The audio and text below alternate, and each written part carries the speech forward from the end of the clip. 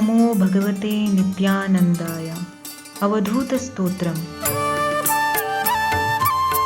ಈ ಅವಧೂತ ಸ್ತೋತ್ರಕ್ಕೆ ಕನ್ನಡದಲ್ಲಿ ಅದನ್ನು ಅನುವಾದ ಮಾಡಿದವರು ಹರೇ ಕೃಷ್ಣರಾವ್ ಕುಂಜಿಬೆಟ್ಟು, ಉಡುಪಿ. ನಿತ್ಯಾನಂದಾಯ ಗುರವೇ ಶಿಷ್ಯ ಸಂಸಾರ ಹಾರಿಣೇ ಭಕ್ತ ಕಾರ್ಯೈಕ ದೇಹಾಯ ನಮಸ್ತೆ ಚಿತ್ಸದಾತ್ಮನೇ. ನಿತ್ಯಾನಂದಾಯ ಗುರವೇ ಶಿಷ್ಯ ಸಂಸಾರ ಹಾರಿಣೇ ಭಕ್ತ ಕಾರ್ಯೈಕ ದೇಹಾಯ ನಮಸ್ತೆ ಚಿತ್ಸದಾತ್ಮನೇ. ಶಿಷ್ಯರ ಸಂಸಾರದ ದುಃಖವನ್ನು ನಾಶ ಮಾಡುವ, ಭಕ್ತರ ಕಾರ್ಯವನ್ನು ನೆರವೇರಿಸುವ ಶರೀರವಾದ, ನಿತ್ಯ ಆನಂದವಾದ, ನಿತ್ಯ ಸಚ್ಚಿದಾನಂದ ರೂಪವಾದ ಗುರುದೇವರಿಗೆ ನಾನು ನಮಸ್ಕರಿಸುತ್ತೇನೆ. ಅವಧೂತನೆಂದರೆ ಪರಮಗುರು, ಉತ್ತಮ ಗುರು. ಭಗವಂತನ ಮಾನವ ರೂಪವೇ ಅವಧೂತ. ಆತ ಮನುಷ್ಯರ ದೃಷ್ಟಿಯಿಂದ ತನ್ನಂತೆ ದೇಹಧಾರಿ. ತತ್ವದಿಂದ ತಿಳಿದರೆ ಆತ ಕೇವಲ ಆತ್ಮ. ಅವಿದ್ಯೆಯನ್ನು ಹೋಗಲಾಡಿಸಲು ದೇಹಧಾರಿಯಾಗಿ ಬಂದವ. ಅಜ್ಞಾನದ ಕತ್ತಲನ್ನು ಓಡಿಸುವ ಜ್ಞಾನದ ಕಿರಣ. ಅವಧೂತ ಎಂಬ ಮಾತಿನಲ್ಲಿ 4 ವರ್ಣಗಳು ಅಥವಾ ಅಕ್ಷರಗಳು. ಅ ಎನ್ನುವ ಮೊದಲ ಅಕ್ಷರದಿಂದ ನಾಶವಿಲ್ಲದೆ ಇರುವ ನೆಲೆ. ವ ಎಂದರೆ ಒದರುವುದು, ಜಾಡಿಸುವುದು. ಸಂಸಾರದ ಕಟ್ಟುಗಳನ್ನು ಒದರಿ ಹಾಕುವವನು, ಹಿತ್ತೊಗೆದಿರುವವನು. ತವೆಂಬುದು ಉಪನಿಷತ್ತಿನ ಮಹಾವಾಕ್ಯಗಳಾದ ತತ್ವಮಸಿ ಮೊದಲಾದವುಗಳಿಗೆ ಹೊಂದಿಕೊಳ್ಳುವವನು. ಸಂಸಾರವೆಂದರೆ ಸಂಸರಣ, ಒಂದು ನೆಲೆಯಿಂದ ಇನ್ನೊಂದು ನೆಲೆಗೆ ಹರಿದಾಡುವುದು. ನಾವೆಲ್ಲ ಸಂಸಾರದಲ್ಲಿದ್ದುಕೊಂಡು ಹುಟ್ಟಿನಿಂದ ಸಾವಿಗೆ ಸರಿಯುವೆವು. ಪುನಃ ಹುಟ್ಟಿ ಅದೇ ಸಾವಿನ ಚಟದ ಚಟ್ಟಕ್ಕೆ ಏರುತ್ತಲಿರುವೆವು. ಇಂತಹ ನೆಲೆ ಇಲ್ಲದ ಹರಿದಾಟದಿಂದ ಸುಖ ದುಃಖವೆನ್ನುವ ಮುಳ್ಳಿನ ಚಕ್ರದ ಎಡೆಯಲ್ಲಿ ಕಬ್ಬಿನ ಜಲ್ಲೆಯಂತೆ ಜಜ್ಜಿಕೊಂಡು ಪ್ರಾಣದ ಸಂಕಟದಿಂದ ಹೊರಳಾಡುತ್ತಿರುವೆವು. ಇಂತಹ ಸಂಸಾರವನ್ನು ಕಿತ್ತೊಗೆಯುವ ಶಕ್ತಿ ಅವಧೂತರಿಗೆ ಮಾತ್ರ. ಯಾಕೆಂದರೆ ಕಲ್ಪಿತ ಈ ಪ್ರಪಂಚ ಅವಧೂತರಿಗಿಲ್ಲ. ಪ್ರಪಂಚವೆನ್ನುವ ಸಂಸಾರ ವಿಚಿತ್ರವಾಗಿ ಕಲ್ಪಿಸುವ ಮನೋರೂಪಗಳು. ಭಕ್ತರು ಸಂಸಾರವೆನ್ನುವ ಭವದ ವಲೆಯಲ್ಲಿ ಬೇಯುತ್ತಿದ್ದಾರೆ.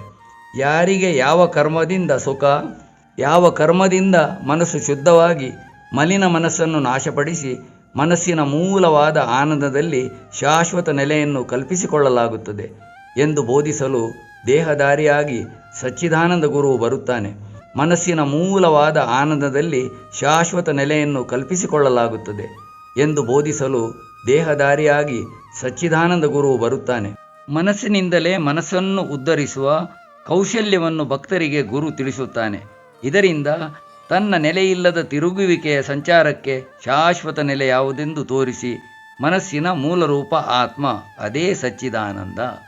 ಅ ಆ ಇ ಎನ್ನುವ ಅಕ್ಷರಮಾಲೆ ಅರಿವು, ಆನಂದ ಇರುವು, ಸತ್ ಎಂಬುದು ಇರುವು, ಚಿತ್ ಅರಿವು, ಆ ಆನಂದ. ಇದು ಭಕ್ತರಿಗೋಸ್ಕರ ಧರಿಸಿ ಬಂದ ಭಗವಂತ ಅವತಾರ ಮಾನವನಿಗೆ ಸಾಧ್ಯವಾಗದ ಕೆಲಸಗಳನ್ನು ಮಾಡಿ ತೋರಿಸುವ ಅತಿ ಮಾನುಷ ಶಕ್ತಿ ಹೊಂದಿದೆ. ಅದು ಮಾನವನ ಒಳಗೇ ಇದೆ. ಅದೇ ಒಂದಾಗಿ ಇರುವ ಆತ್ಮ. ಅದು ಬಿಟ್ಟು ಬೇರಿಲ್ಲ, ಎರಡೆಂಬ ಪದವೇ ಇಲ್ಲ. ಇದನ್ನು ಬಲ್ಲವನೇ ಅವಧೂತ. ನಿತ್ಯ ಆನಂದದ ಸ್ಥಿತಿ ಸಹಜಾನುಭವ ಸ್ಥಿತಿ. ಆ ನೆಲೆ ಸಿಕ್ಕಿದಾಗ ನಾವಾಗಿ ಅವಿದ್ಯೆಯಿಂದ ಎಳೆದುಕೊಂಡ ಚೋದ್ಯದ ರಹಸ್ಯ ಗೊತ್ತಾಗಿ ಅಚ್ಚರಿ ಪಡುವೆವು. ಅಲ್ಲಿ ಗುರು ಶಿಷ್ಯ ಸಂಬಂಧ ನಾಶವಾಗಿ ಗುರು ಶಿಷ್ಯರೊಂದಾದ ತತ್ವದ ವೈಭವ ಸಿಗುತ್ತದೆ. ಭಕ್ತನ ಸಂಸಾರವು ಪೂರ್ತಿ ನಾಶವಾಗುತ್ತದೆ. ಭಕ್ತ ಭಗವಂತನೆನ್ನುವ ಸಣ್ಣ ಭೇದವಿದ್ದರೂ ಆಗ ಸಂಸಾರದ ರೈಲು ಚಲಿಸಬೇಕಾಗಿರುತ್ತದೆ. ಆದರೆ ಅದು ಒಳ್ಳೆಯ ದರ್ಜೆಯ ಹವಾನಿಯಂತ್ರಿತ ಬೋಗಿ. ಭಕ್ತ ಭಗವಂತರ ಆನಂದದ ಸಂಸಾರ.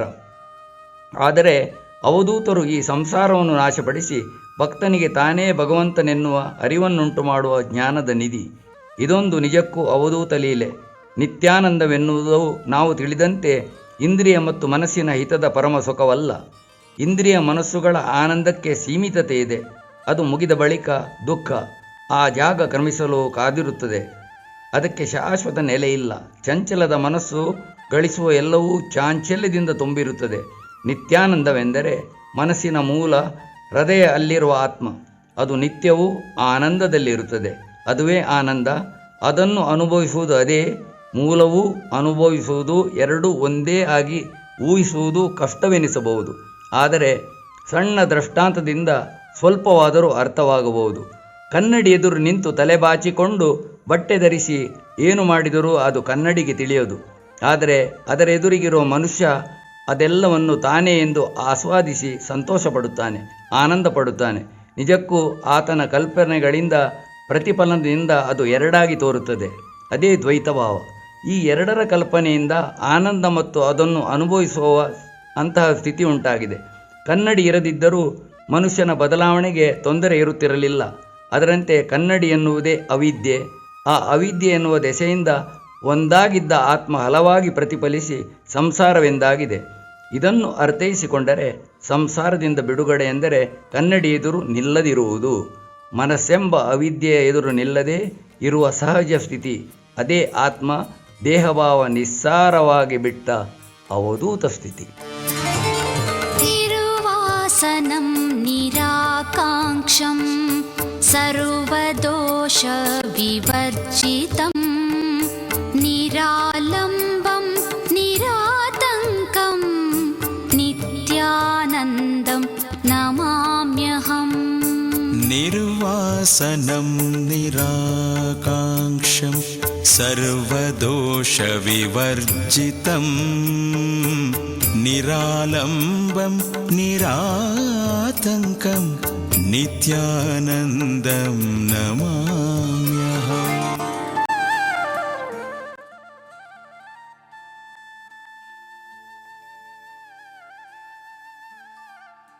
ಪ್ರಪಂಚ ಭಾವದಿಂದ ನಮ್ಮ ದೇಹ, ಇಂದ್ರಿಯಗಳು, ಮನಸ್ಸು ಇದೇ ಶಾಶ್ವತ, ಎಲ್ಲಿರುವ ವಸ್ತುಗಳಿಂದಲೇ ನೆಮ್ಮದಿ ಎಂದು ಅಭ್ಯಾಸ ಬಲದಿಂದ ಮತ್ತೆ ಮತ್ತೆ ಈ ಭಾವನೆಗಳಲ್ಲಿ ಸುತ್ತುತ್ತಿರುತ್ತವೆ.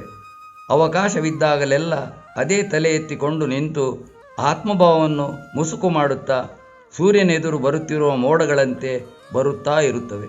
ಹೀಗೆ ಮನಸ್ಸಿಗೆ ಅದು ಸಂಸ್ಕಾರವೊಂದನ್ನು ಒದಗಿಸಿದಾಗ ವಾಸನೆಯಾಗುತ್ತದೆ.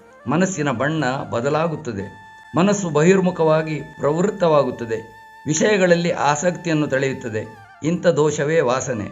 ಇದರಿಂದ ಆತ್ಮಾನಂದವು ದೂರವಾಗಿ ಬಿಡುತ್ತದೆ. ನಿತ್ಯಾನಂದ ಗುರುದೇವನು ಇದಾವುದೇ ದೋಷಗಳಿಲ್ಲದ ಭಗವಂತ. ಆತನು ಮೋಡದ ಹಿಂದಿರುವ ಸೂರ್ಯ ಹಾಗೂ ಸೂರ್ಯನನ್ನು ಬೆಳಗಿಸುವ ಸ್ವಯಂ ಜ್ಯೋತಿ. ಯಾವ ಅವಲಂಬನೆಯೂ ಇಲ್ಲದ ಸ್ವಯಂ ಜ್ಯೋತಿ, ಪರಂ ಜ್ಯೋತಿ. ಆತನಿಂದಲೇ ಎಲ್ಲವೂ. ಅಂತಹ ಗುರುವಿಗೆ ದುಃಖವೆಂಬುದೆಲ್ಲಿದೆ? ಸುಖ ದುಃಖಗಳು ಇಂದ್ರಿಯ ಮನಸ್ಸಿನ ವಾಸನಾರೂಪದಿಂದ ಬಂದ ಫಲಗಳು. ನಿತ್ಯಾತ್ಮನಾದ ನಿತ್ಯಾನಂದರಿಗೆ ಇವುಗಳಾವೂ ಇಲ್ಲ. ಇಂತಹ ದೋಷಗಳಿಲ್ಲದ ಕಾರಣವೇ ಆತನು ಭಕ್ತರ ದೋಷಗಳನ್ನು ನಿವಾರಿಸಲು ಸಮರ್ಥನಾದ ಗುರು ಅವಧೂತ. ನಿರ್ಮಮಂ ನಿರಹಂಕಾರಂ ಸಮಲೋಷ್ಟಾಶ್ಮಕಾಂಚನಂ ಸಮದುಃಖ ಸುಖಂ ಧೀರಂ ಹ್ಯವಧೂತಂ ನಮಾಮ್ಯಹಂ. ನಿರ್ಮಮಂ ನಿರಹಂಕಾರಂ ಸಮಲೋಷ್ಟಾಶ್ಮಕಾಂಚನಂ ಸಮದುಃಖ ಸುಖಂ ಧೀರಂ ಹ್ಯವಧೂತಂ ನಮಾಮ್ಯಹಂ. ಯಾವ ಪದಾರ್ಥದಲ್ಲೂ ಕೂಡ ಮಮಕಾರವಿಲ್ಲದ, ಯಾವುದೇ ಅಹಂಕಾರ ರಹಿತವಾದ ಅವರ ದೃಷ್ಟಿಯಲ್ಲಿ ಕಲ್ಲು, ಲೋಹ, ಬಂಗಾರಗಳು ಸಮಾನಗಳು. ಯಾರು ಸುಖ ದುಃಖದಲ್ಲಿಯೂ ಸಮಾನರಾದ ಆ ಧೈರ್ಯವಂತರಾದ ಅವಧೂತ ಸ್ವಾಮಿಯವರನ್ನು ನಾನು ನಮಸ್ಕರಿಸುತ್ತೇನೆ. ಎಲ್ಲ ಕಡೆ ಆತ್ಮ ತುಂಬಿದೆ, ಅದೊಂದರದ್ದೇ ಎಲ್ಲವೂ ಎನ್ನುವುದನ್ನು ತಿಳಿದುಕೊಳ್ಳುವುದೇ ಜ್ಞಾನ. ಅದರ ಸಿದ್ಧಿ. ಇವುಗಳೆಲ್ಲ ಅವಧೂತರ ವಿಶೇಷತೆ. ಬಣ್ಣದ ಚಿತ್ರದ ಬಟ್ಟೆಯಂತೆ ಈ ಪ್ರಪಂಚ. ಅದರಲ್ಲಿ ಏನಿದೆ? ಹತ್ತಿ ಇದೆ ಎನ್ನುವ ಕಲ್ಪನೆ ಹೊಳೆಯುವುದೇ ಇಲ್ಲ. ಆ ಸತ್ಯವೇ ಅದರ ಮೂಲ. ಬಣ್ಣದ ಚಿತ್ರವನ್ನು ಬ್ಲೀಚ್ ಮಾಡಿ ಒರೆಸಿ ತೆಗೆದ ಮೇಲೆ ನೇಯ್ದ ನೂಲುಗಳನ್ನು ಎಳೆ ಎಳೆಯಾಗಿ ಬಿಡಿಸಿ ಅದನ್ನು ಮರ್ದನ ಮಾಡಿದಾಗ ಹತ್ತಿ ಸಿಗುತ್ತದೆ. ಪುನಃ ಹತ್ತಿಯ ಶೋಧ ಮುಂದುವರಿಸಿದರೆ ಅದರ ಬೀಜ, ಅದರ ಬೆಳವಣಿಗೆಯ ಶಕ್ತಿ ಸೂರ್ಯ, ಸೂರ್ಯಾಂತರ್ಗತವಾದ ಆತ್ಮವಾದ ನಿತ್ಯಾನಂದರಲ್ಲಿ ಬಂದು ನಿಲ್ಲಲೇಬೇಕಾಗುತ್ತದೆ. ಇಂತಹ ಶೋಧದಿಂದ ವಸ್ತುಗಳು, ಪದಾರ್ಥಗಳು, ಅಹಂಕಾರ, ಮಮಕಾರ ಬಂಗಾರ, ಕಲ್ಲು ಎಲ್ಲವೂ ತನ್ನ ಮೂಲವಾದ ಆತ್ಮದ ವಿಕಾರಗಳೆಂದು ಅರಿವಾಗುತ್ತದೆ. ಎಲ್ಲವೂ ಬಂದು ಅಲ್ಲಿಯೇ ನಿಲ್ಲುತ್ತದೆ. ಇಂತಹ ಶೋಧ ಮಾಡಲು ಧೀರರಿಗೆ ಮಾತ್ರ ಸಾಧ್ಯ.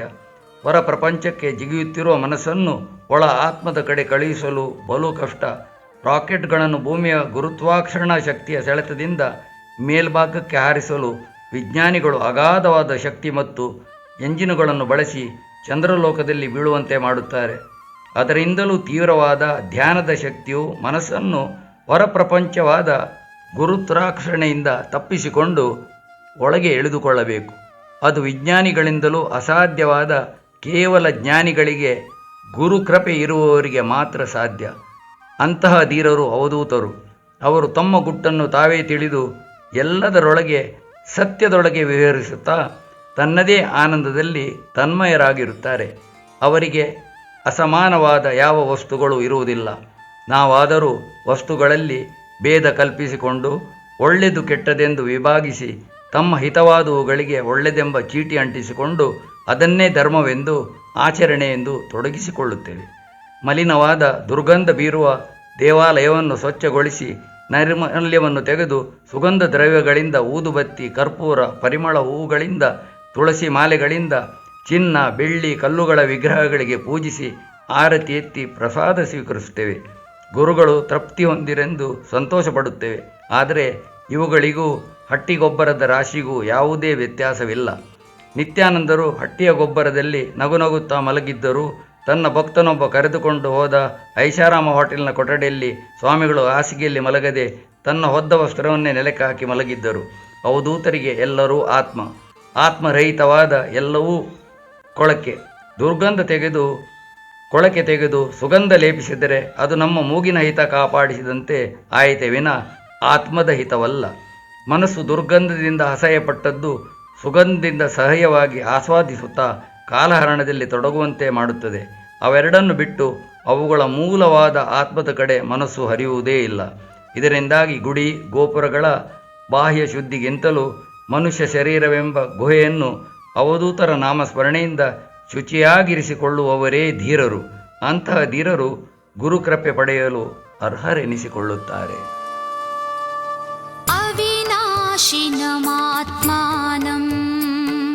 ಹ್ಯೇಕಂ ವಿಜ್ಞಾಯ ತತ್ವತಃ ವೀತರಾಗ ಭಯ ಕ್ರೋಧಂ ನಿತ್ಯಾನಂದಂ ನಮಾಮ್ಯಹಂ. ಅವಿನಾಶಿನಮಾತ್ಮಾನಂ ಹ್ಯೇಕಂ ವಿಜ್ಞಾಯ ತತ್ವತಃ ವೀತರಾಗಭಯಕ್ರೋಧಂ ನಿತ್ಯಾನಂದಂ ನಮಾಮ್ಯಹಂ. ಅವಿನಾಶಿಯಾದ ಒಂದೇ ಆತ್ಮವಾದ ಸ್ವಭಾವತಃ ಬೇರ್ಪಡಿಸಲಾಗದ ಯಾವ ರಾಗ ದ್ವೇಷ ಭಯ ಕ್ರೋಧರಹಿತವಾದ ಆ ನಿತ್ಯಾನಂದರಿಗೆ ನಾನು ನಮಸ್ಕರಿಸುತ್ತೇನೆ. ಆತ್ಮ ಅವಿನಾಶಿ, ಅದು ಸ್ವಭಾವತಃ ಒಂದೇ. ಸರ್ವಶಕ್ತವಾದ ಆ ಆತ್ಮವೆನ್ನುವ ಅವಧೂತವು ಹಲವಾಯಿತು. ಈ ಹಲವಿಗೆ ಅದು ಉಪಯೋಗಿಸಿದ ತತ್ವವೇ ಸಂಕಲ್ಪ. ನಾನು ಒಬ್ಬನೇ ಇರುವುದು ಎನ್ನುವ ಸಂಶಯ ಉದ್ಭವಿಸಿದ ತತ್ಕ್ಷಣ ಅವಿದ್ಯೆಯು ಆವರಿಸಿತು. ಈ ಅವಿದ್ಯೆಯ ಕವಚ ಉಪಯೋಗಿಸಿ ಆತ್ಮ ತನ್ನ ಹೊಗೆಯಾದ ಮನಸ್ಸನ್ನು ಹೊರಹಾಕಿತು. ಆ ಮಸಿಯ ಮೋಡದಲ್ಲಿ ಆತ್ಮ ಕಾಣದೆ ಹಿಂದೆ ಸರಿಯಿತು. ಅದರ ಪರಿಣಾಮವಾಗಿ ಅದ್ಭುತ ಮನೋಭೂಮಿಕೆ ಸಿದ್ಧವಾಗಿ ವೈವಿಧ್ಯಮಯವಾದ ಪ್ರಪಂಚ ಉದ್ಭವವಾಯಿತು. ಈ ವಿವಿಧತೆಯ ಪ್ರಪಂಚ ಆಸೆಗಳ ರಾಶಿ ರಾಶಿಯಿಂದಾಗಿ ಮೋಕ್ಷವನ್ನು ದೂರ ದೂರ ಮಾಡಿತು. ಜೀವಿಗಳಿಗೆ ಆಸೆಯ ಸುಖವನ್ನು ಕೊಡುತ್ತಾ ಅದಕ್ಕಾಗಿ ದುಃಖವನ್ನು ಅನುಭವಿಸುವಂತೆ ಮಾಡುತ್ತಾ ನಿರಾಸೆಗಳನ್ನು ಹೃದಯದಲ್ಲಿ ತಂದುಕೊಂಡು ರಾಗ ದ್ವೇಷ ಭಯ ಕ್ರೋಧಗಳನ್ನು ಸೃಷ್ಟಿಸಿತು. ಇದರಿಂದಾಗಿ ಸಂಸಾರದ ಹಿಡಿತಕ್ಕೆ ಬಲವಾಗಿ ಸಿಕ್ಕಿಕೊಂಡ ಆಗ ಬಿಡುಗಡೆ ಹೇಗೆ ಎನ್ನುವ ಪ್ರಶ್ನೆ ಅದೇ ಆತ್ಮ ಮನಸ್ಸಿನಿಂದ ಕೇಳುವಂತೆ ಮಾಡಿತು. ಪುನಃ ಯಾವ ಪ್ರಶ್ನೆಯ ಸಂಶಯ ನಾನು ಒಬ್ಬನೇ ಇರುವುದೋ ಎಂಬುದು ಈ ಎಲ್ಲ ಗಂಡಾಂತರಕ್ಕೆ ಕಾರಣವಾಗಿದೆಯೋ ಅದೇ ಪ್ರಶ್ನೆಯ ಕಡೆ ಮನಸ್ಸು ಧ್ಯಾನ ಮಾಡುತ್ತಾ ಹೌದು, ನಾನು ಎಂಬುದೊಂದೇ, ಅದೇ ಅವಿನಾಶಿಯಾದ ಬೇರ್ಪಡಿಸಲಾಗದ ಆತ್ಮವೆಂಬುದರ ದೃಢ ಶ್ರದ್ಧೆಯು ಬುದ್ಧಿಯಲ್ಲಿ ಬೇರು ಬಿಟ್ಟು ಮನಸ್ಸನ್ನೋದು ಹೊರಬಂದ ಜಾಗಕ್ಕೆ ಸೆಳೆದುಕೊಳ್ಳಲಾಗುತ್ತದೆ. ಹೇಗೆ ಹೊರಹಾಕಿದ ಆತ್ಮ ಹೊಗೆ ಆತ್ಮದ ಹೊಗೆಯೇ ಇರದ ದೀಪದಂತೆ ಬೆಳಗುತ್ತದೆ. ಆಗ ಅವಿದ್ಯೆಯು ಇಲ್ಲದಾಗಿ ಎಲ್ಲವೂ ಒಂದಾದ ಆತ್ಮಜ್ಞಾನದ ಸಿದ್ಧಿಯು ಉಂಟಾಗುತ್ತದೆ. ಆತ್ಮಜ್ಞಾನವೆನ್ನುವುದು ಗೀತೆ, ಉಪನಿಷತ್ತು, ವೇದಗಳಿಂದ, ಸದ್ಗುರುಗಳಿಂದ, ಪುಸ್ತಕಗಳ ರಾಶಿಗಳಿಂದ ಎಲ್ಲರಿಗೂ ಸುಲಭವಾಗಿ ದಕ್ಕಿಸಿಕೊಳ್ಳಬಹುದು. ಆದರೆ ಆತ್ಮಸಿದ್ಧಿ ಎನ್ನುವುದು ಪುಸ್ತಕದ ಥಿಯರಿಯಲ್ಲಿ ಅದರೊಳಗಿನ ತತ್ವಗಳ ಪ್ರಾಕ್ಟಿಕಲ್ ಪ್ರಾಯೋಗಿಕ ಸಾಧನೆ. ಇದಕ್ಕೆ ದೇಹ ಮನಸ್ಸನ್ನು ದಂಡಿಸುವ ಬಾಹ್ಯ ಪ್ರಪಂಚದ ವ್ಯಾಮೋಹ ಆಸೆಗಳನ್ನು ಬಿಡುವ ಸಂಕಲ್ಪವನ್ನು ಖಂಡಿತವಾಗಿ ಮಾಡಬೇಕು. ಇದೇ ಎಲ್ಲದಕ್ಕಿಂತಲೂ ಸದ್ಗುರು ಆಜ್ಞೆಯನ್ನು ಅಕ್ಷರಸ ಪಾಲಿಸುವ ಅರ್ಹವಾದ ಶಿಷ್ಯತ್ವವು ತಮ್ಮೊಳಗೆ ಹೃದಯದಲ್ಲಿ ಜಾಗೃತವಾಗಿರಬೇಕು. ಆಗ ಆತ್ಮಸಿದ್ಧಿ ಉಂಟಾಗುವುದು. ಅದನ್ನೇ ನಿತ್ಯಾನಂದರು ಪುಸ್ತಕದ ಜ್ಞಾನವಲ್ಲ, ಮಸ್ತಕದ ಜ್ಞಾನವೆಂದಿರುವುದು. ನಮಗೆ ವೇದವಿದ್ದುದರಿಂದ ನಾವು ನಿತ್ಯಾನಂದರಿಗೆ ವೇದವಿದೆ ಎಂದು ತಿಳಿದುಕೊಳ್ಳುವೆವು. ಅದಕ್ಕೆಂದು ಅವಧೂತ ಗೀತೆಯು ಯಾವ ಭೇದವೂ ಇರದ ಅವಿನಾಶಿ ನಿತ್ಯಾನಂದರಿಗೆ ನಮಸ್ಕಾರವೆಂದು ಹೇಳುತ್ತಾ ನಮ್ಮೊಳಗಿರುವ ಭೇದವನ್ನು ಕಡಿಮೆ ಮಾಡಿ ನಿವಾರಿಸಿಕೊಳ್ಳಲು ಸಹಕರಿಸುತ್ತದೆ.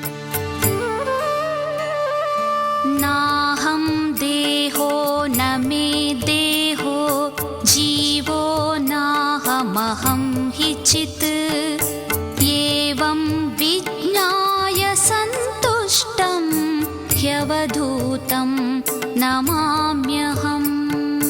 ನಾಹಂ ದೇಹೋ ನ ಮೇ ದೇಹೋ ಜೀವೋ ನಾಹಮಹಂ ಹಿ ಚಿತ್ ಏವಂ ವಿಜ್ಞಾಯ ಸಂತುಷ್ಟಂ ಹ್ಯವಧೂತಂ ನಮಾಮ್ಯಹಂ. ನಾನು ಶರೀರ ಅಲ್ಲ, ದೇಹವು ನನ್ನದಲ್ಲ, ನಾನು ಜೀವಿಯಲ್ಲ, ನಾನು ಚಿದಾನಂದ ಸ್ವರೂಪದವನಾಗಿದ್ದೇನೆ. ಈ ರೀತಿಯಾಗಿ ತಿಳಿದು ಯಾರು ಯಾವಾಗಲೂ ಸಂತೋಷವಾಗಿದ್ದಾರೋ ಅಂತಹ ಅವಧೂತ ಸ್ವಾಮಿಯವರನ್ನು ನಾನು ನಮಸ್ಕರಿಸುತ್ತೇನೆ. ಚಿದಾನಂದ ಸ್ವರೂಪವು ಹೊರಗಿನ ಉಪಾಧಿಗಳಿಂದ ಗುರುತಿಸಲಾಗುವುದಿಲ್ಲ. ಗುರುತಿಸಿದರೆ ಅದು ನಿತ್ಯಾನಂದವಾಗಿ ಉಳಿಯಲು ಸಾಧ್ಯವಿಲ್ಲ. ನಾನು ದೇಹ, ನಾನು ಜೀವಿ ಎಂದು ತಿಳಿದರೆ ಆ ದೇಹ ಅಥವಾ ಆ ಜೀವನ ನಿತ್ಯಾನಂದವನ್ನು ತಂದುಕೊಡುವುದಿಲ್ಲ. ಕ್ಷಣಿಕ ಆನಂದಕ್ಕಾಗಿ ಬಹಳಷ್ಟು ತ್ರಾಸ ಪಡಬೇಕಾಗುತ್ತದೆ. ದೇಹ ಶೃಂಗಾರದಲ್ಲಿ ಕನ್ನಡಿಯೇ ಸವೆದರೂ ಸುಖವಿರುವುದಿಲ್ಲ. ದೇಹ ಕೃಶವಾಗುತ್ತಾ ದುರ್ಬಲವಾಗುತ್ತಾ ವೃದ್ಧಾಪ್ಯದ ಕಡೆ ಸಾಗುತ್ತಲೇ ಇರುತ್ತದೆ. ಬೆಳ್ಳಿಯ ಕೂದಲುಗಳನ್ನು ಕಪ್ಪುನ ಬಣ್ಣ ಹಚ್ಚಿ ಕೂದಲುಗಳಾಗಿ ನಾವು ಅದಕ್ಕೆ ಬಣ್ಣವನ್ನು ಬಳಿಯುತ್ತಿರುತ್ತೇವೆ. ಬೆಳ್ಳಿಯ ಬೆಲೆ ಗೊತ್ತಿಲ್ಲದೆ ಕಲ್ಲಿಗೆ ಬೆಲೆ ಕೊಟ್ಟಂತೆ.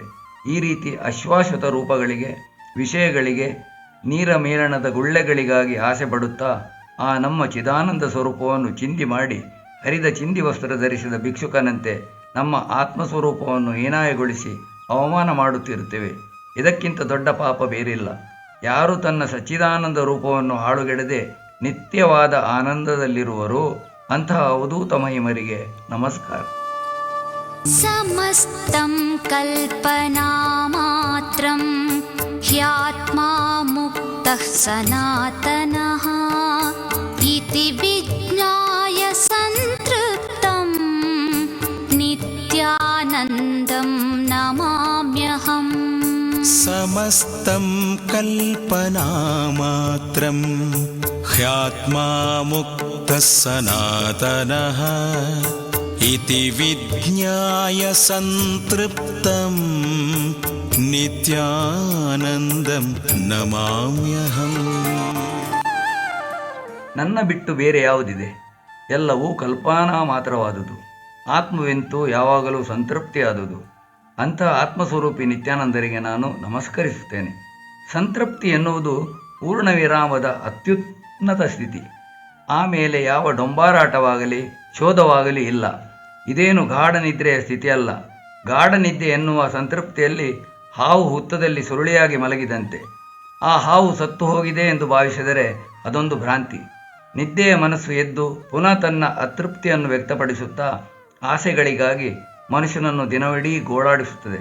ಹಾಗಾಗಿ ಸಂತೃಪ್ತಿ ಎನ್ನುವುದು ಸೂರ್ಯಾತೀತವಾದ ಎಲ್ಲ ಒಂದಾದ ಯೋಗಿಯ ಸ್ಥಿತಿ.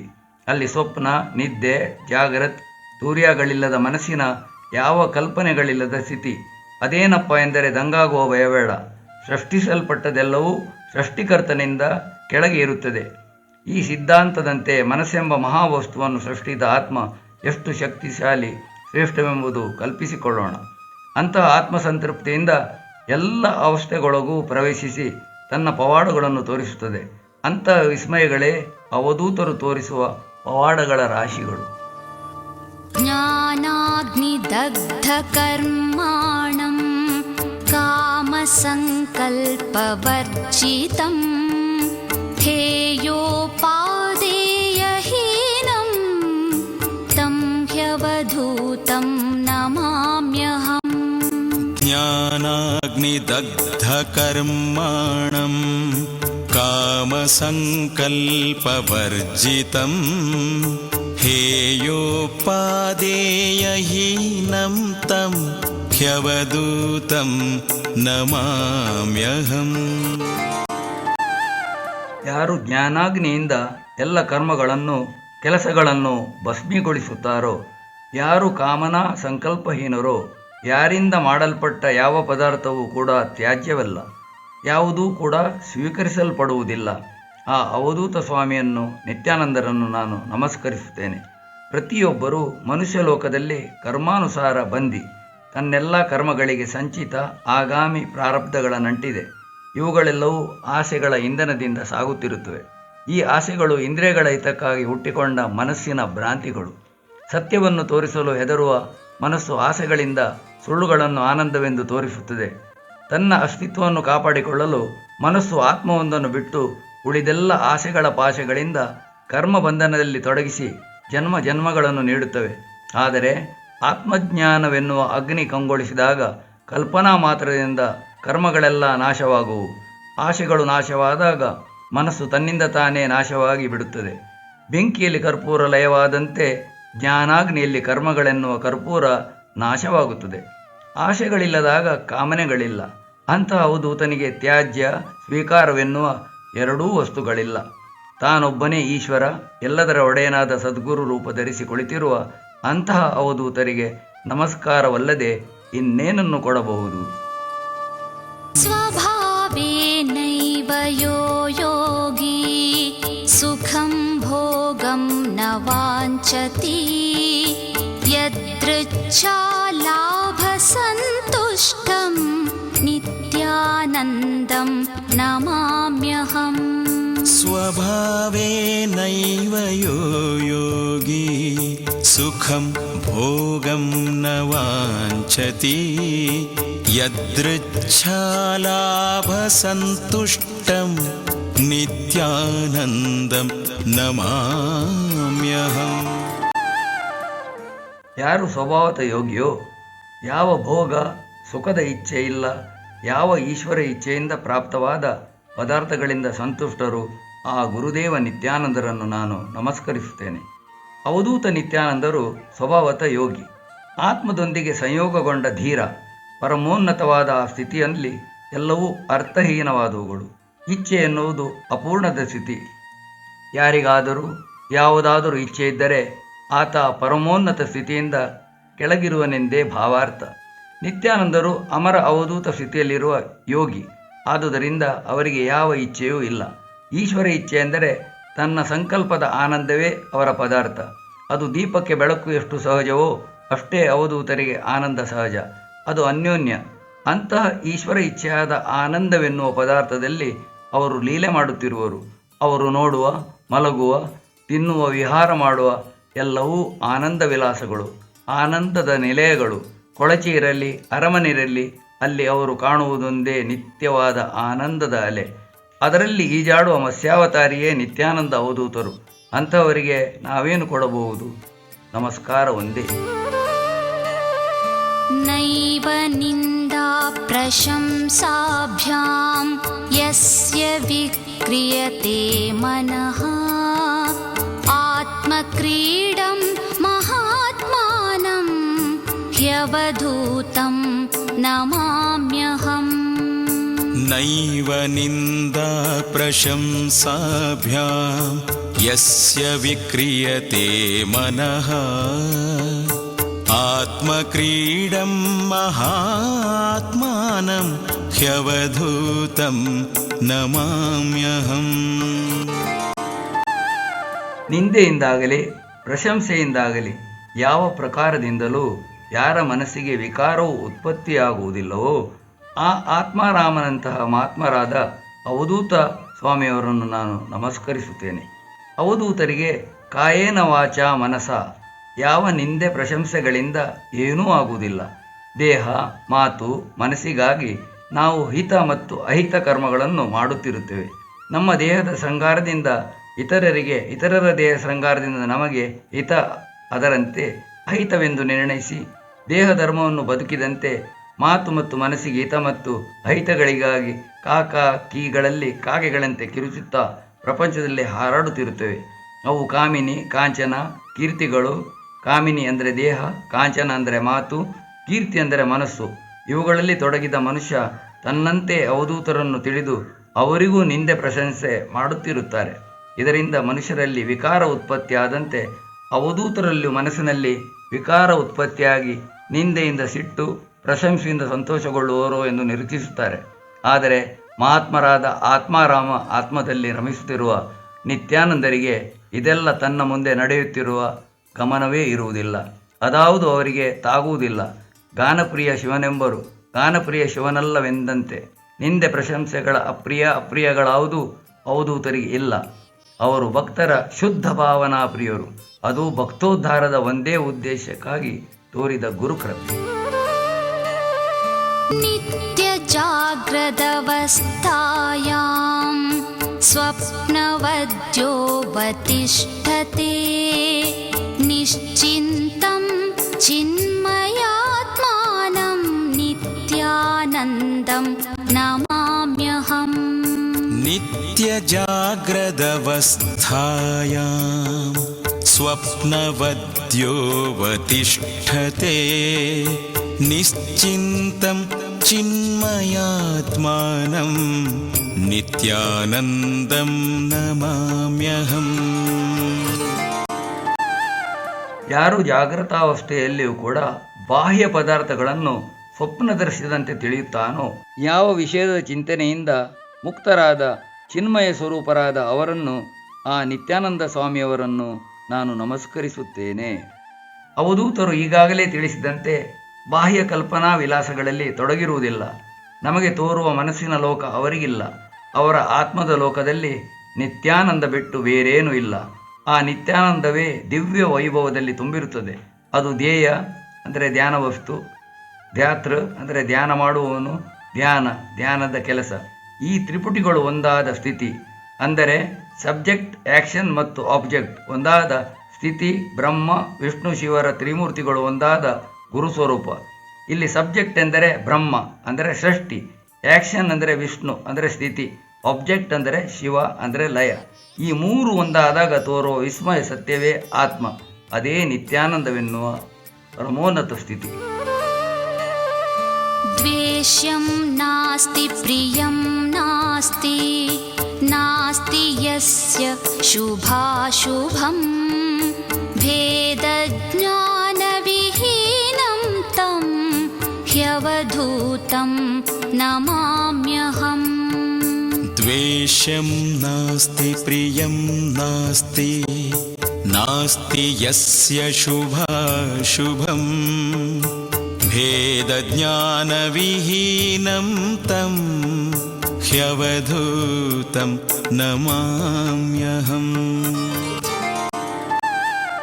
ದ್ವೇಷವೂ ಇಲ್ಲದ, ಪ್ರೀತಿಯೂ ಇಲ್ಲದ, ಯಾವ ಅರ್ಥದಲ್ಲಿ ಯಾವುದೂ ಕೂಡ ಶುಭವೂ ಅಥವಾ ಅಶುಭವೂ ಇಲ್ಲದ, ಯಾರು ದ್ವೈತಜ್ಞಾನ ರಹಿತವಾದ ಆ ಪರಮರಾದ ಅವಧೂತ ಸ್ವಾಮಿಯವರನ್ನು ನಾವು ನಮಸ್ಕರಿಸಬೇಕು.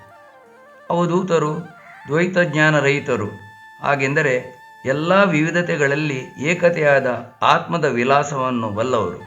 ಅಂತಹ ಪರಮಸ್ಥಿತಿಯ ಅವಧೂತರಿಗೆ ದ್ವಂದ್ವಗಳು ಅರ್ಥಹೀನ. ದ್ವೇಷ, ಪ್ರೀತಿ, ಸುಖ, ದುಃಖ, ಸ್ವರ್ಗ, ನರಕ, ದೇವತೆ, ಅಸುರ, ಪಾಪ, ಪುಣ್ಯ ಅವುಗಳೆಲ್ಲ ಆಸೆಗಳ ಸಾಧನೆಗಾಗಿ ದೊರಕುವ ಫಲಗಳ ಪಟ್ಟಿ. ಅವಧೂತರಿಗೆ ಆಸೆಗಳೇ ಇಲ್ಲ. ಯಾಕಂದರೆ ಆಸೆಗಾಗಿ ಪ್ರಯತ್ನ, ಆಸೆಗಳ ಪೂರೈಕೆ ಎಲ್ಲವೂ ಒಂದಾಗಿ ಪೂರ್ಣ ಸಂತೃಪ್ತಿಯ ಎತ್ತರದಲ್ಲಿ ಅವರು ವಿರಾಜಮಾನರಾಗಿದ್ದಾರೆ. ಹಾಗಾಗಿ ಇವುಗಳ ಬಗ್ಗೆ ಲವಲೇಶವಾದ ವ್ಯಾಮೋಹಗಳು ಅವರ ಬಳಿ ಇಲ್ಲ. ಆದುದರಿಂದ ಇದು ದೇವಲೋಕ, ಸತ್ಯಲೋಕ ಇತ್ಯಾದಿಗಳಿಂದ ಮೇಲಿರುವ ಸಿದ್ಧಲೋಕ. ಇದು ಮಾಡಿದ ಲೋಕವಲ್ಲ, ಗಳಿಸಿದ ಲೋಕವಲ್ಲ, ಆತ್ಮದ ಸಿದ್ಧಿ ಲೋಕ, ಆತ್ಮದ್ದೇ ಲೋಕ, ಅದೇ ಅದಾಗಿ ಇರುವ ಲೋಕ. ಇದಕ್ಕೆ ಕರ್ಮಗಳ ಬಂಧನವಿಲ್ಲ, ಸ್ವಯಂ ಲೋಕ, ಅದ್ಭುತವೆನ್ನುವ ಅವಧೂತ ಸ್ಥಿತಿ. ಜಡಂ ಪಶ್ಯತಿ ನೋ ಯಸ್ತು ಜಗತ್ಪಶ್ಯತಿ ಚಿನ್ಮಯಂ ನಿತ್ಯಯುಕ್ತಂ ಗುಣಾತೀತಂ ನಿತ್ಯಾನಂದಂ ನಮಾಮ್ಯಹಂ. ಜಡಂ ಪಶ್ಯತಿ ನೋ ಯಸ್ತು ಜಗತ್ ಪಶ್ಯತಿ ಚಿನ್ಮಯಂ ನಿತ್ಯಯುಕ್ತಂ ಗುಣಾತೀತಂ ನಿತ್ಯಾನಂದಂ ನಮಾಮ್ಯಹಂ. ಯಾರು ಜಗತ್ತಿನಲ್ಲಿ ಯಾವ ಪದಾರ್ಥವು ಜಡವೆಂದು ತಿಳಿಯುವುದಿಲ್ಲವೋ, ಆದರೆ ಜಗತ್ತು ಚಿನ್ಮಯ ರೂಪವನ್ನು ನೋಡುತ್ತದೆ. ಯಾರು ನಿತ್ಯ ಯೋಗಿಯೋ, 3 ಗುಣಗಳಿಂದ ಅತೀತವಾದ ಆ ನಿತ್ಯಾನಂದ ಭಗವಂತನನ್ನು ನಾನು ಸ್ಮರಿಸುತ್ತೇನೆ. ಜಗತ್ತಿನಲ್ಲಿ ಹಲವು ಪದಾರ್ಥಗಳು ಕಣ್ಣಿಗೆ ಬೀಳುತ್ತವೆ. ಮನಸ್ಸು ಅವುಗಳನ್ನು ತನ್ನ ಭಾವನೆಗೆ ಸರಿಯಾಗಿ ಅರ್ಥ ಮಾಡುತ್ತಿರುತ್ತವೆ. ಆದರೆ ಇದು ಜಡ ಪದಾರ್ಥಗಳಲ್ಲ. ಇವೆಲ್ಲ ಸ್ಪಂದಗಳು, ಆತ್ಮದ ಸ್ಪಂದಗಳು. ಅದರದ್ದೇ ಆದ ಚಲನಾ ವಿಲಾಸ, ಸಮುದ್ರದ ಮೇಲಿರುವ ಅಲೆಗಳಂತೆ, ಗುಳ್ಳೆಗಳಂತೆ. ಇವುಗಳಿಗೆ ಗುಣವಿದೆ ಎಂದು ಕಂಡರು, ಆದರೆ ಅವುಗಳಿಗೆ ಗುಣವಿಲ್ಲ. ಅವಧೂತವೆನ್ನುವ ಆತ್ಮವು ಸಗುಣ ನಿರ್ಗುಣ ಇವೆರಡನ್ನೂ ಹೌದು ಇಲ್ಲವೆನ್ನುವಂತೆ ತೋರಿಸಿಕೊಂಡಿರುತ್ತದೆ. ಆಕಾಶ ನೀಲಿ ಎಂದಂತೆ ನಿಜವಾಗಿಯೂ ಆಕಾಶ ನೀಲಿಯಾದ ಸಗುಣ ರೂಪವೇ? ಆ ನೀಲಿಗಾಗಿ ಶೋಧಿಸುತ್ತಾ ಮೇಲೆ ಹೋದರೆ ನೀಲಿ ಎಲ್ಲಿಯೂ ಸಿಗದು. ಆಕಾಶ ನಿರ್ಗುಣವಾಗಿ ಕಾಣುತ್ತದೆ. ಅದೇ ಆಕಾಶದಲ್ಲಿ ಚಂದ್ರ, ಸೂರ್ಯ, ನಕ್ಷತ್ರಗಳಿವೆ ಎನ್ನುತ್ತೇವೆ. ಚಂದ್ರನಲ್ಲಿ ಹೋದರೆ ಅಲ್ಲಿ ಆಕಾಶವಿಲ್ಲ. ಚಂದ್ರನ ಆಕಾಶದಲ್ಲಿ ಭೂಮಿ ಇರುವ ವಿಸ್ಮಯ ಕಾಣುತ್ತೇವೆ. ಹಾಗೆ ಅವಧೂತವೆನ್ನುವ ವಿಸ್ಮಯ ಸಗುಣ ನಿರ್ಗುಣಗಳಾಗಿ ಇದೆ ಎಂಬುದು ಇಲ್ಲ ಎಂಬುದು ಎರಡೂ ಹೌದು ಅಲ್ಲವೆಂಬಂತಿದೆ. ಹಾಗಾಗಿ ಆತ ಯೋಗಿ, ತ್ರಿಗುಣಾತೀತ ಇತ್ಯಾದಿ ಹಲವು ಶಬ್ದಗಳಿಂದ ಹಿಡಿಯಲು ಪ್ರಯತ್ನಿಸುತ್ತಾರೆ ಪ್ರಾಜ್ಞರು. ಆದರೆ ಆ ಭಗವಂತ ಈ ಯಾವ ಶಬ್ದಗಳ ಬಲೆಗೂ ಸಿಕ್ಕಬೀಳದ ದೊಡ್ಡ ತಿಮಿಂಗಲ. ಯೋ ಹಿ ದರ್ಶನ ಮಾತ್ರೇಣ ಪವತೆ ಭುವನತ್ರಯಂ ಪಾವನಂ ಜಂಗಮಂ ತೀರ್ಥಂ ಹ್ಯವಧೂತಂ ನಮಾಮ್ಯಹಂ. ಯೋ ಹಿ ದರ್ಶನಮಾತ್ರೇಣ ಪವತೆ ಭುವನತ್ರಯಂ ಪಾವನಂ ಜಂಗಮಂ ತೀರ್ಥಂ ಹ್ಯವಧೂತಂ ನಮಾಮ್ಯಹಂ.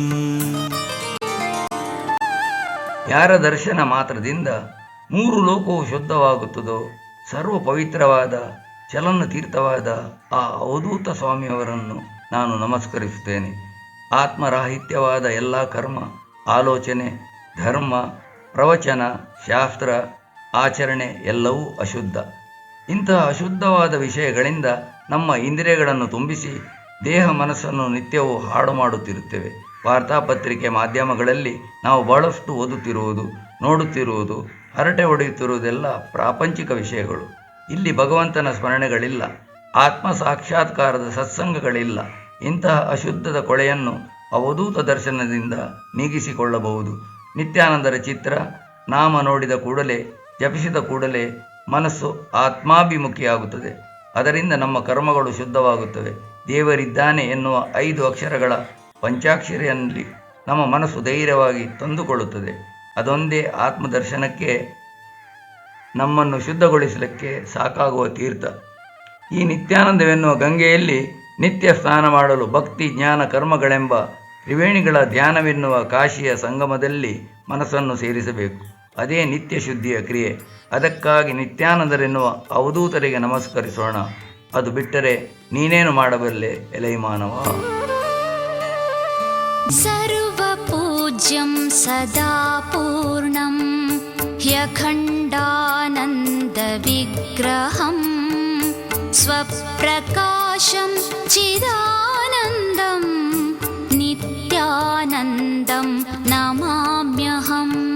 ಸರ್ವಪೂಜ್ಯಂ ಸದಾ ಪೂರ್ಣಂ ಹ್ಯಖಂಡಾನಂದ ವಿಗ್ರಹಂ स्वप्रकाशं चिदानन्दं नित्यानन्दं नमाम्यहम्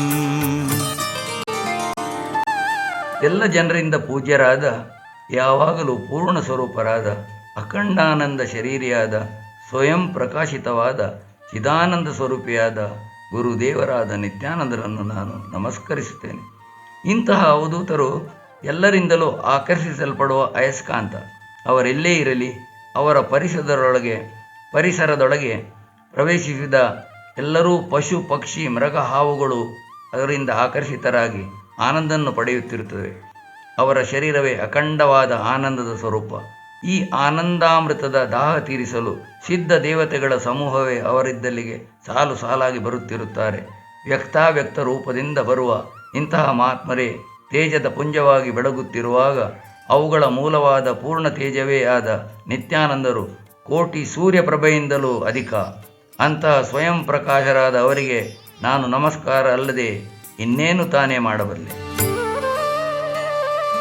ನಿಷ್ಕಲಂ ನಿಷ್ಕ್ರಿಯಂ ಶಾಂತಂ ನಿರ್ಮಲಂ ಪರಮಾಮೃತಂ ಗಣೇಶಪುರಿವಾಸಿನಂ ಹ್ಯವಧೂತಂ ನಮಾಮ್ಯಹಂ.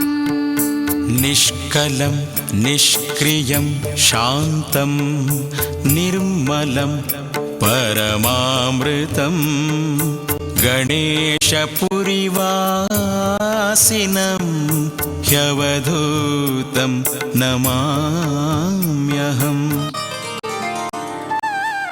ಕಲಾರಹಿತರನ್ನು, ಕ್ರಿಯಾರಹಿತರನ್ನು, ಶಾಂತರನ್ನು, ಶುದ್ಧರನ್ನು, ಪರಮಾಮೃತ ರೂಪರನ್ನು, ಗಣೇಶಾಪುರ್ಯರಾದ ವಸಂತರನ್ನು, ಅವಧೂತ ಸ್ವಾಮಿಯನ್ನು ನಾನು ನಮಸ್ಕರಿಸುತ್ತೇನೆ.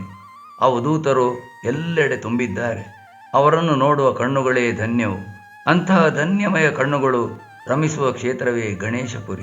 ಆ ದಿವ್ಯ ಕ್ಷೇತ್ರದಲ್ಲಿ ನಿತ್ಯಾನಂದರು ನೆಲೆಸಿದ್ದಾರೆಂದು ತಿಳಿದು ಆ ಅವಧೂತ ಮಹಿಮರಿಗೆ ನಮಿಸಲು ಜಗತ್ತಿನ ಮೂಲೆ ಮೂಲೆಗಳಿಂದ ಸಂತರು, ಶ್ರೇಷ್ಠರು, ಭಕ್ತರು ಎಲ್ಲರೂ ಬರುತ್ತಿದ್ದರು. ಇದನ್ನು ನೋಡಿದಾಗ ಆ ದಿವ್ಯ ಮೂರ್ತಿ ಶಾಂತ, ಶುದ್ಧ, ಕ್ರಿಯಾರಹಿತ, ಕಲಾರಹಿತ ಪರಮಾತ್ಮ ರೂಪವೆಂದು ನೋಡಿದ ಜನರು ಹೃದಯದಲ್ಲಿ ಅರಿಯತೊಡಗಿದರು. ಅಂತಹ ಅವಧೂತರಿಗೆ ನಾನು ನಮಸ್ಕಾರವಲ್ಲದೆ ಇನ್ನೇನು ಮಾಡಬಲ್ಲೆ.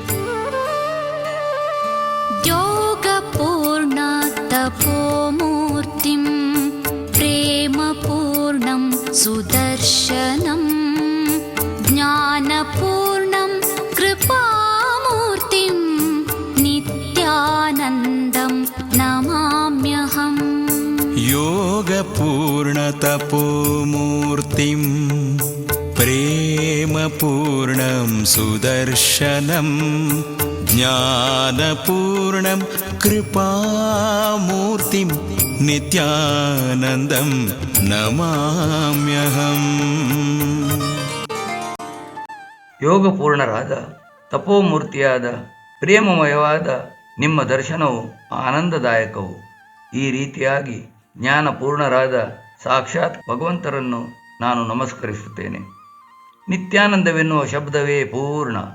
ಇದೊಂದು ಸ್ಥಿತಿ, ಹೆಸರಲ್ಲ. ಸಕ್ಕರೆ ಎನ್ನುವುದು ಹೆಸರು, ಬಾಯಿಯಲ್ಲಿ ಅದನ್ನು ಸವಿಯುವುದೇ ಸಕ್ಕರೆಯ ಸ್ಥಿತಿ. ಅಂತಹ ನಿತ್ಯಾನಂದವೆನ್ನುವ ಪೂರ್ಣವು ಎಲ್ಲರಿಂದಲೂ ಪರಿಪೂರ್ಣ.